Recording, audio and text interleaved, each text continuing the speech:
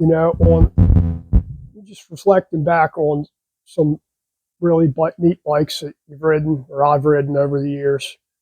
And, I've ridden quite a few fast bikes, ridden some really slow bikes, ridden old bikes, in between, whatever.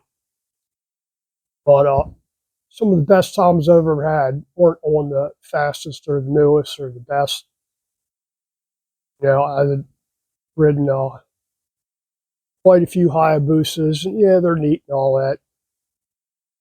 Ridden, ZX14s with whatever, and GSXR 1000s with nitrous and all that kind of stuff. It's neat. They are neat bikes. But some of the neatest bikes I've ever ridden were that I own personally. I had a 73 XLCH Sportster, kickstart only, which first street bike, really not a really great motorcycle. Vibrates, breaks things come loose, generators, normal old bike wear stuff. But rode it all over the place. Rode it from Maryland to Florida a couple of times while there and back. With a small gas tank, that it ain't great. But it was fun. Ridden it in the snow, wrecked on it before. Good times. Had XR 1000s, neat bike. Not great, but neat bike. Had quite a few of them worked on there for a while, long time ago. Yeah, it's like a fancied up Sportster is all it is, really. It is just a Sportster, fancied up one. In the scheme of things, not really a powerhouse comparatively. Had a guy used to bring a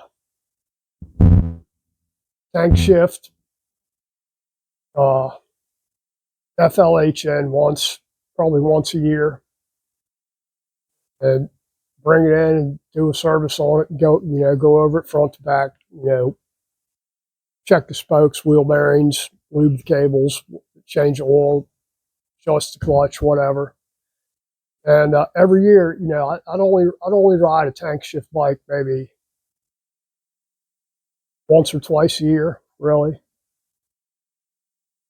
And every time I'd ride this guy's bike, I'd have to relearn, because typically it'd been the springtime, and I'd have to try to remember how to do it, because he had a rocker clutch in there, which makes it easier than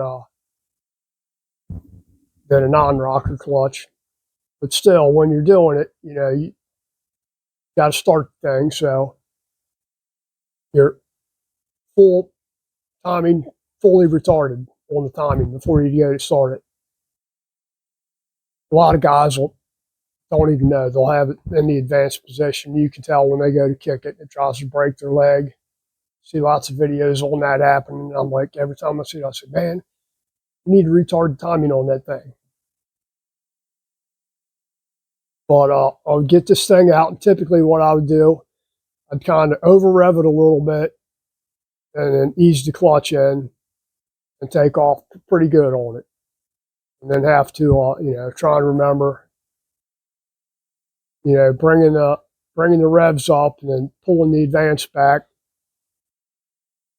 and shifting. Fun bike. Lot to do on it. Definitely not like riding anything modern. But, guy loved his bike, and it was red and black. I can't remember what year it was, but older bike. I think it was a police bike at one time, because it was a swing arm frame. But he told me it was a police bike that had come with a sidecar, and the local police department, whoever had it, had requested it the tank shift for whatever reason. And I guess Harley would still do them like that if they requested them, for the police. But neat old bike. Later on, I had this fascination with Ducatis, so I bought a 900 SS 92 model, I think. You know, not the most powerful thing in the world, but it was fun. It handled great. It had enough power to get down the road fairly decent. I think the guy that had it before me had done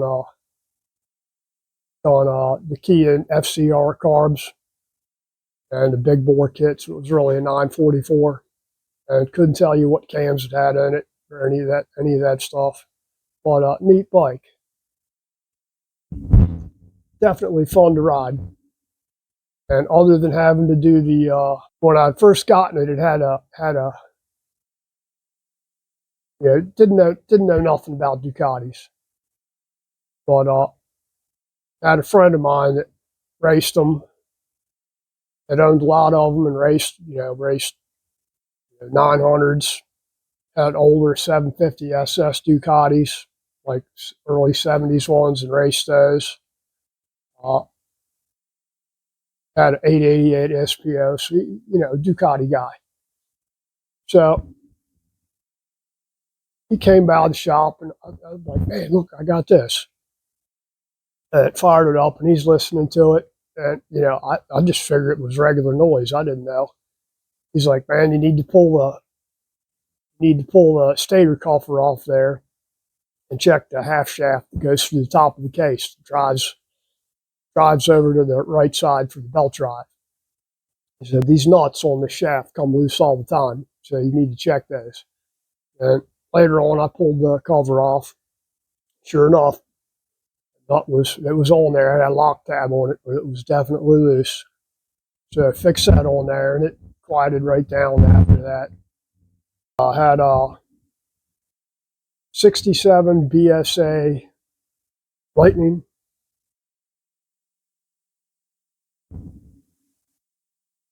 I actually had two of them.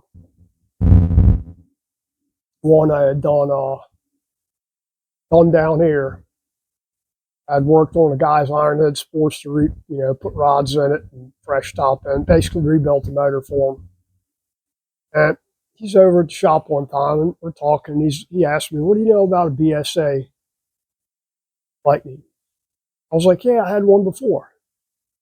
He's like, "Man, I got one that I've been messing with for 2 years. It's run on one cylinder." Okay. I gave him a few things to check out, and just told him, you need to go back and check the points on it because it's dual points, and get to putting the Sportster back together finally.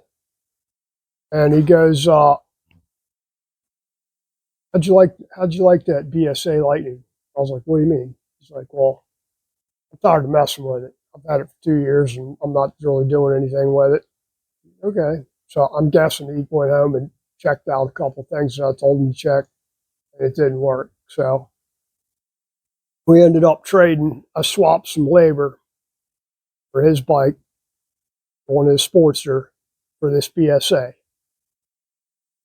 So he brings it down, comes to pick up the Sportster, and he's got the BSA on a trailer, and I'm expecting some real piece of junk. And he unloads the BSA, and it's a good looking bike. Tank still looks good, chrome tank. And I mean, complete everything: seat, tank, fenders, front end. So he unloads the bike, and then he starts unloading shit out of the back of his truck. And I was like, damn, what's all this stuff? He's like, oh, it's just parts I got with it that he's collected over the past 2 years. So he's unloading it, had spare wheels, spare front end, spare barrel, spare cylinder head, spare side covers, wiring harness, spare tank. I mean, just tons of spares for this bike. And I was like, cool. So we do our deal and help him load his Sportster up into the trailer. And he leaves. I take the BSA, bring it into the shop there, brand new battery in it. He already had a brand new battery. charge the battery up a little bit, and I go out there and start messing around with it, kick it over, and yeah, it's running on one cylinder. Damn. And I pulled the spark plug, felt the pipes, and the one pipe, left side pipe, wasn't getting warm. Right one was just hot as could be. So I pulled the plug wire off of it, stuck a plug in it, no spark whatsoever on that left cylinder. Okay, check the points. Yeah, points are right on. And went and checked, I'm going to check the coil. And I pulled the leads off of the left side coil, and the power lead for the left side coil is loose. And I pulled it off there, and it just kind of just kind of slides right off. I'm like, okay. Took a pair of needle nose, crimped the end of the terminal down, or spade, plugged it back on the coil, kicked it over a couple of times, and it's sparking like crazy out of that left cylinder. Put it all back together, and it's fired right up on one kick on two cylinders. Hey, cool. So got it running. It's smoking like crazy out of the left cylinder. Well, meaning it's probably seized the piston. The crank bushing was on the right side there, and I knew this from the first one I had. The crank bushing on the right side, the oil feeds up through there, through the crank. And what happens if there's too much play in that bushing, it's not getting any oil pressure. So the left piston will seize because that's the one furthest away. And at that point, I'm not pulling it apart to rebuild it. I just got it running and sold it for, I think, $1,000, $1,200, whatever it was, just to get rid of it because I'm not interested in rebuilding it. Because after doing the first one, I had to rebush the case, put new pistons in it, new rod bearings, all that, new crank bearings, basically a total rebuild on the first one I did. Now, how I got the first one was guy had came in the shop there and wanted to know if I could bore and hone the cylinders for his BSA. Yeah, I already had the pistons, rings, all that. I'm like, yeah, no problem. What's the clearance supposed to be on? He told me what clearance to put them. So I bored and honed the cylinders for these pistons and fit them up nice, 3.5 thousandths clearance. Guy, call them up. Here's your cylinders back and your pistons. Everything's ready to go. Just bolt them in. So he puts them in his bike, takes it out and rides it. And then he calls me up and he's like, man, it seized the piston. Okay. I'll tell you what, I'm going to fix it. I'll get a set of pistons and I'll, bring me the cylinder again. So I get some pistons from wherever I got them from, some supplier. Set them up again, give them a little bit more clearance. Give them like 4 thousandths clearance, so another 0.5 thousandths clearance. And fit them up, give them back to him. And he puts them on, I guess. And I didn't charge him any money for that because, I'm thinking, man, I guess I fit them up too tight at 3.5 thousandths. And I know they were 3.5 because you could move them around pretty good in the cylinder.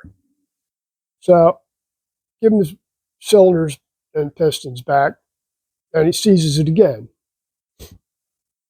So he took it all apart, and I'm like, man, I'm not doing this again. I asked him, did you check the oil pressure in this thing? He's like, no. I said, don't put anything back together. Just load the bike up on a trailer, bring it in here, and let me look at it. So he brings his bike in. I didn't even unload it off the trailer. I go out there, grab hold of the right side rod, and it's like, no kidding. It's ka-chunk, ka-chunk, ka-chunk. told him, I said, you ain't got no oil pressure going in the crank, man. So I'm not putting pistons in there again because it don't need pistons. It needs totally rebushed on the bottom end, and you're gonna have all that damn bushing material throughout the entire bottom end of the case and the oil pump everywhere. It's everywhere, man. This thing needs total rebuild. So he did the right thing. He goes, well, how much do I owe you for them pistons? Because he did the right thing. Because I hadn't charged him for reborn and putting pistons in there. But he goes, how much do I owe you for them pistons and born and honed in cylinders? I'm like, man, I don't know. And we worked out a deal where basically I got the bike because he wasn't going to fix it. And I ended up rebuilding it, rebushing it, and, new rod bearings. I think I put new guides in it, new valves, all that too when I had it. But neat bike. Got a lot of looks on that thing. Because even then, that was early 90s probably. Yeah, early 90, 91, somewhere in there. 92 maybe. Somewhere in that range. I think it was 91. But even back then, you'd see some British bikes around, but not a whole lot. And where I'm from, that was a British bike area. You come someplace like North Carolina, a lot of that stuff's a regional thing. You don't see a lot of certain types of bikes. Certain states you'll see. When I lived in Florida, saw a lot of them down there. Triumphs, BSAs, Nortons, all that. Maryland, Triumphs, BSAs, Nortons, older Ducatis, Moto Guzzis, whatever. I guess the further you go up northeast, the more prevalent you see because you have stronger dealer network up there. And, California, you see a lot of them too. Of course, California's a big motorcycle state. And other areas around the country, but that's neither here nor there. So let's get back to these older bikes here. Some of them, they're not the fastest, and they definitely require more maintenance work than anything else, as far as keeping things tight. But from a looks perspective, if you're out riding something old, and when I say old, I mean, old or rare. Some bikes you just, like I said, some bikes you just don't see. You see, around here, if you see a Moto Guzzi, it's pretty rare, which is weird because when I moved here, I didn't know the Moto Guzzi distributor for North America used to be, about 7-8 miles down the road, and it was a little teeny place, looked like a small warehouse, really. But that was the distributor for North America. They did have an event there one time when I first moved down there. I went to, and I still had the Ducati back then. I rode over there, and I guess this special event, I did see quite a few what I would call rare bikes for this area, at least at the time. That's 25 years ago, 24 years ago, whatever it is. Saw a lot of Moto Guzzis, of course, a few Ducatis, even old ones like 900 SS and 750 SS from the 70s, a few Dharmas, and even had some guys riding like older, early 70s V7 Moto Guzzis there. Neat bikes. I remember going back to the Ducati 900 SS. When I got it, I had going out riding. I think I rode the lunch. I was at work and I went to lunch. And I was riding by someplace out on and there in West Frederick or Northwest Frederick somewhere, and came across a little pizza place. I was going to go get a slice of pizza for lunch. So I pull in there, and it's two guys in there, and they're two Italians. Dominic and Gino. So I go, I pull up in front of the place there, and I go in, and first thing I see her is she's like, "Hey, Dominic, you got a Ducati." I was like, "Damn." So I basically ate lunch for free there that day. That's the only time I've ever gotten free lunch for what kind of bike I rode, for what kind of bike I rode. But I had never ridden a Norton before, ever. Ridden Triumphs, ridden, BSAs, stuff like that. And had done some lady had an 850 Commando and came in the shop there and asked if I could do pistons and do a cylinder head for her Norton 850 Commando. I'm like, yeah, if I bring it in, I'll measure everything up and see what I need to get for it. She's like, oh, it needs valve guides. I've already taken valves out and measured them. Cool. Usually you don't see a girl doing that, but she'd already done it. And it got to talking, and I know she did it because the way she was talking is she didn't take it out, and her husband or boyfriend or whatever did it. She knew right off the bat what the valve guide clearances were being, the stem protrusion and all that.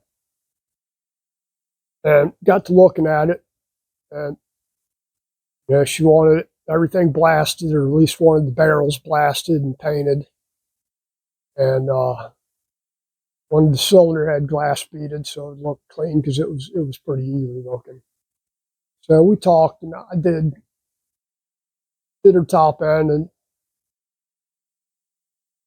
this was in the wintertime, I believe it was. And she came and picked the stuff up, and I didn't hear from her for a while. Probably in May or June of that year, she comes by with the bike and wanted to know if I wanted to take it for a spin. So I go out and look at it, and I'm like, yeah, I'll ride it. Checked it. You got gas? Yeah, got gas in it. Fired it up and took off down the road. And it was pretty neat. I'd never ridden a Norton before, but it was fun. And some other stuff you've ridden. I had bought an RZ 350 in 90, 92 maybe, and basically a junker. It needed work, so rebuilt the crank on it, put pistons in there, and while I had it apart, I port mapped it and measured, the exhaust ports, and ported the cylinder as best I could, and ended up cutting the cylinder down to change the port timing on it. Port mapped it with graph paper and all that, and figured out that I needed 36 millimeter carbs is what I figured with, and it probably could have gone with 34s, but I went with 36s. Did a few up, mainly did the engine, did the crank work, did the pistons, did the porting. I think I recut the cylinder head and recontoured milled the head down and recontoured the combustion chambers in the lathe there. Set them up and recut them in the lathe, get the angles right, set the compression where I wanted it at, which I can't remember what it is. I'm sure I got it written down somewhere, but put it all back together, and it was, I think I got 2 pipes for it, maybe, I want to say. But it really needed a lot of suspension work that I should have put money in suspension work, but I didn't.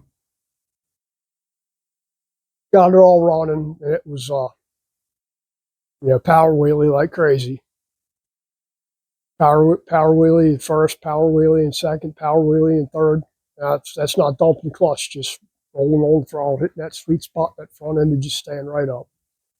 Beautiful bike, man. Well, not really beautiful. It was a beater, but ran good. Like I said, needed suspension work. Could have used Probably could have used a beefier swing arm off FZ or something. Could have used some bigger forks, better brakes, a shock. Definitely needed a shock because I blew the shock out riding it. That just popped the damn seal on it. And I think I sold that bike and sold it like that with a busted shock, and some kid bought it and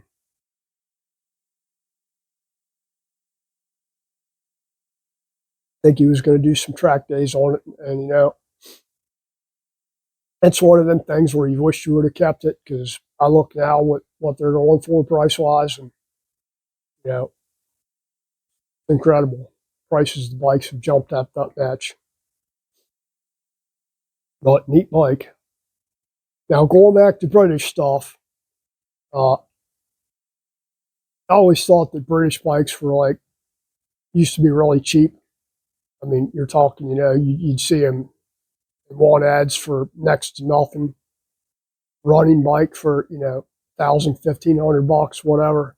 And they're cheap. And you thought, man, they're cheap. And there's usually a reason for that, but they're really cheap.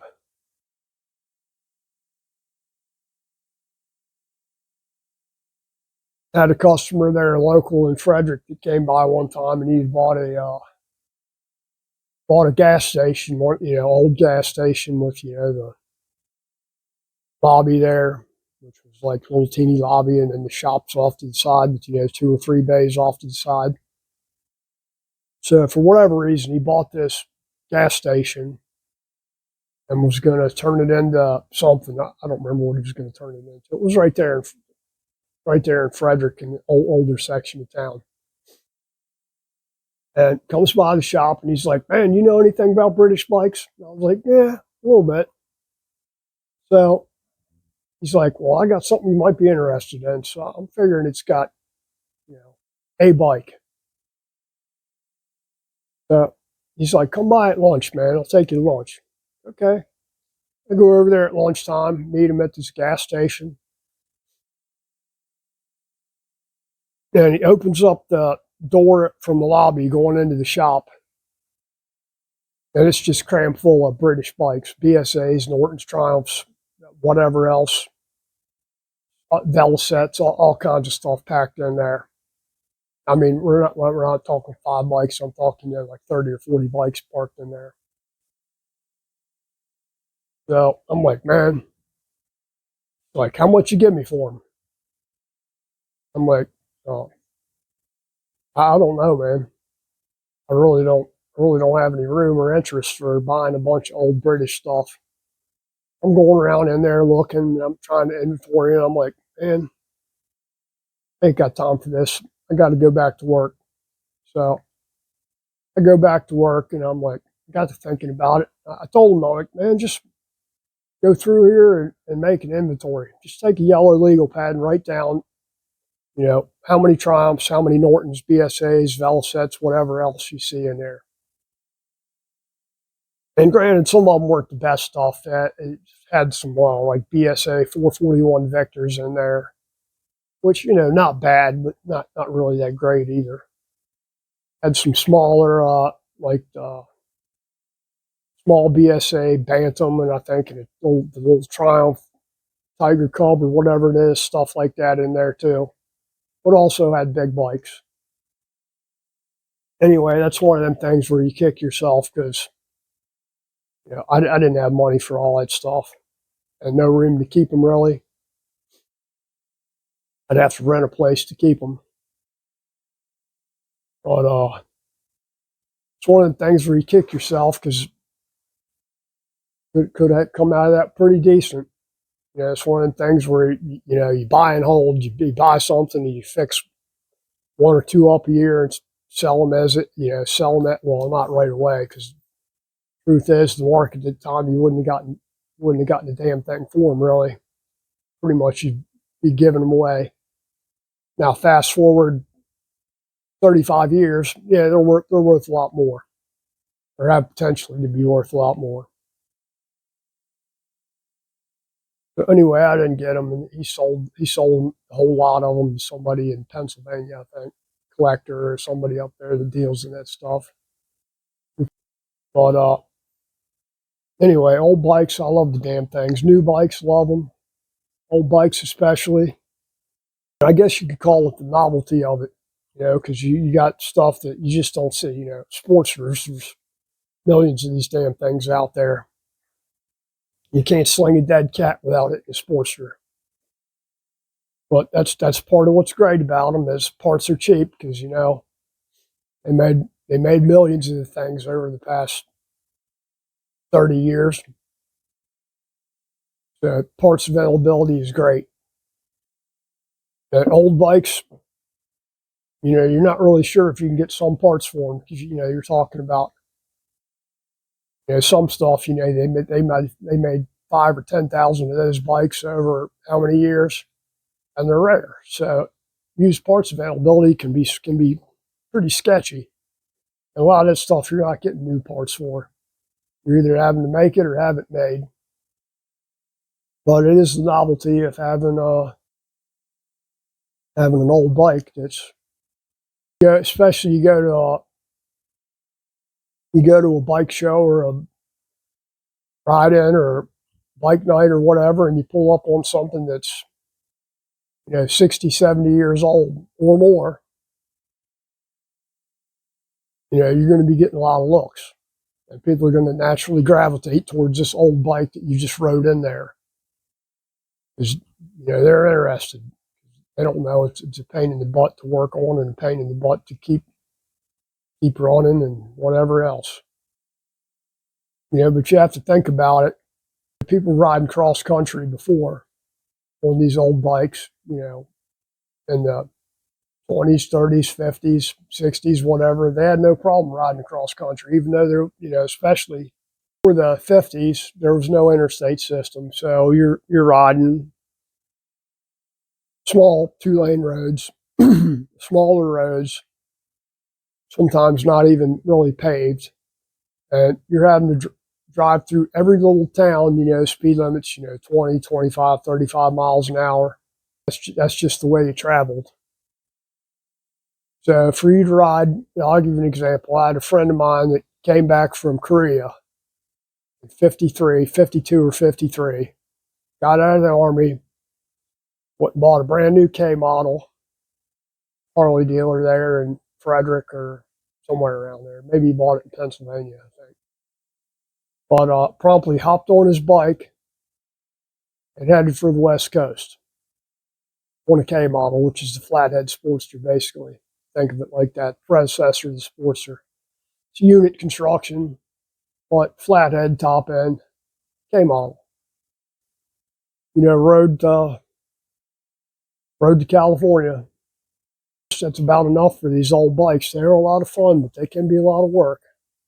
Fact of it is, they do require more maintenance.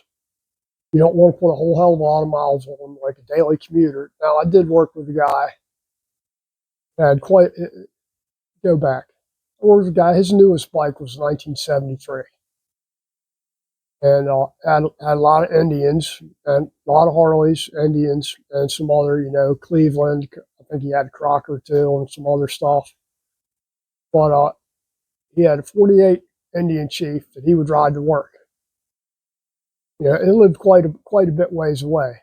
And beautiful bike. It's not some beater looking piece of crap. It was pristine. But ride it back and forth to work all the time, and then might ride the 73 Shovelhead one time, and then ride something else. Had Harleys, had Indian 4s that were in various states of repairs. Now, what he had done, going back into the late 60s, early 70s, when you could pick this stuff up dirt cheap, he would buy basket case, Harleys or Indians or whatever, dirt cheap. And fix them up along the way, and it just so happened over the years he had a lot of bikes. I want to say he had a couple of rare ones that you don't really see. The Harley singles, like the 350 and the 500 single, and I can't remember which one's which. One of them is very rare in this country because I think the 350s were rare in this country, but the 500s were more popular. The 350s were popular, I think, in Europe compared to the 500s on the Harley singles in the 20s or 30s or whatever it is. But guy had a couple of JDs that were in various states of repairs.